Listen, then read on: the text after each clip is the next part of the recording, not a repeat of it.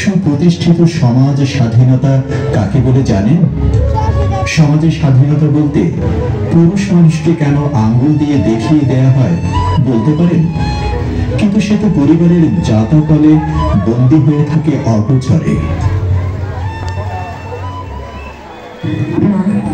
সে তো 10 মাস গর্ভে ধারণ করে প্রসব যন্ত্রণা ভোগ করে, কিন্তু বাবা 25 বছর ধরে আমাদের বহন করে যান। এতে কারো ভূমিকাই কম নয়। তবুও কেন বাবা পিছিয়ে আছেন? মায়ের মতো বাবাও যে আপনাকে কোলে পিঠে করে মানুষ করছেন, তার হিসেবটা? ছোট্টবেলায় বাবার কাঁধে চেপে মণ্ডপে মণ্ডপে দুর্গা ঠাকুর দেখতে যান। আসলে বুঝলেন না, আপনি মহাদেবের কাঁধে ভর করে মা দুর্গা দেখে এসেছেন। বাবা নিজে এক বেলা খাবার কম খাবে, তবুও সে তার সন্তানকে পড়ালেখা করাবে। মা বিনা বেতনে সংসারের যাবতীয় পরিশ্রম করেন, তার গুরুত্ব অসীম। বাবা তার সমস্ত বেতন সংসারের জন্য ব্যয় করেন।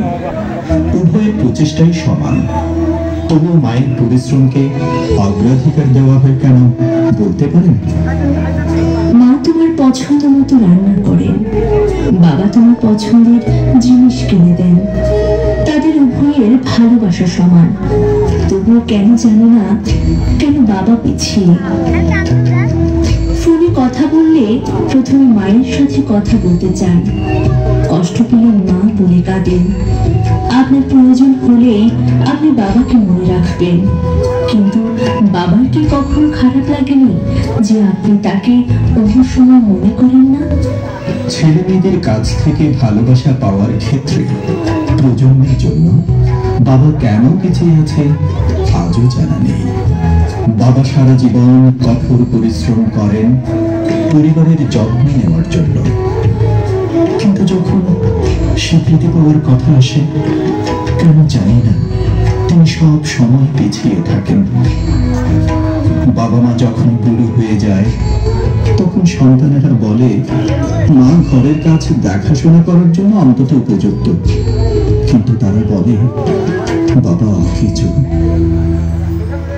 একটি পরিবারের বটবৃক্ষ হয়ে থাকে পিতা, যে তার ছায়া দিয়ে আঁকিয়ে রাখে পুরো পরিবারকে।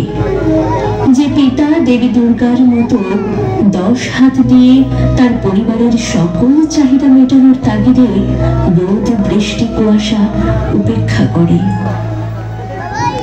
আমরা অনেকেই পিতার পেশাকে ছোট করে দেখি। হতে পারে সে পিতা কৃষক, রিক্সা চালক, হতে পারে দর্জি, হতে পারে একজন সেলসম্যান, তবুও তো তিনি সংসারকে স্বাবলম্বী করতে কঠোর পরিশ্রম করে চলেছেন। বাবা পেছনে, কারণ তিনি পরিবারের মেরুদণ্ড, আর আমাদের মেরুদণ্ড তো আমাদের শরীরের পেছনে। অথচ তার কারণেই আমরা নিজেদের মতো করে দাঁড়াতে পারছি। সম্ভবত এই কারণে তিনি পিছিয়ে আছেন। মা তো সবসময় বলে ভালোবাসি, কিন্তু বাবা তো বলে না, তাই না? মাকে নিয়ে তো বড় বড় লেখা রয়েছে, কিন্তু বাবাকে নিয়ে তো লেখা নেই। আজ বাবাকে নিয়ে দুটো লাইন বলতে চাই।